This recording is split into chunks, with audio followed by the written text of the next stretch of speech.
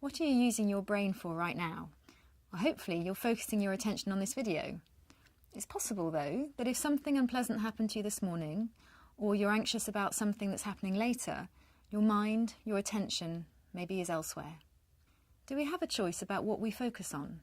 Can we decide consciously what we use our brain for?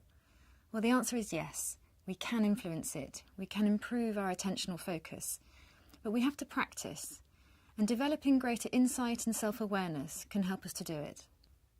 There's a lot of work going on in psychology at the moment devoted to the study of selective attention, how our brain focuses attention on one thing or another. And it probably won't surprise you to hear that a lot of this mechanism comes down to a powerful evolutionary response. So we tend to pay a lot of attention to the things that are emotionally relevant to us. So when we're frightened, we scan the world for threat.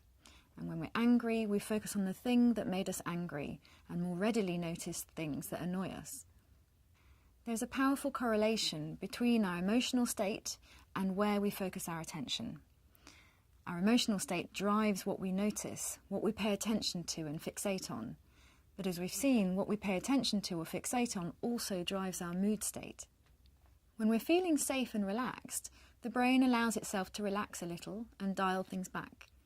It doesn't switch off, the brain never rests, not even when you're asleep, but it does relax into what's called a default network. And this default network is a state which is actually quite healthy.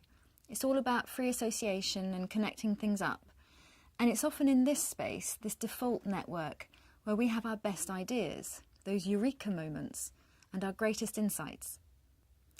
If we're in a threat state, however, our attention is acutely focused on the source of the threat, and it's difficult to shift our focus away from that threat or worry, whatever it may be. And the worry, concern or threat hijacks a lot of our attention or working memory. And rather like a computer has limited RAM, its random access memory, the human brain has limited attentional capacity. And if our attention is diverted to a real or imaginary threat, it leaves less room for having insights, being creative, innovative, and thinking outside the box. Think about it from an evolutionary point of view. It's all about survival. High emotion, a threat state that creates fear or worry, is cleverly designed to capture our full attention, to create a very narrow angle lens with a highly focused attention on the source of threat.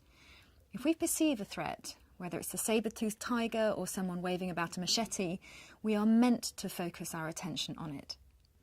And this is all very helpful and good if the threat is real. But the brain also has the capacity to imagine things. We constantly use the brain's imaginative powers to create threats that aren't real. Remember the hippocampus and its capacity to think, what if, and conjure up all sorts of spooky scenarios that aren't actually happening. What if we're using our brain to focus all our attention on an imaginary threat or problem? This can also hijack our attention and activate our threat circuit. And if we continue to keep the threat circuit active for long periods, it can have a damaging impact on our cognitive capacity, our concentration, memory, decision-making, on our physical health, on our behaviour and quality of life.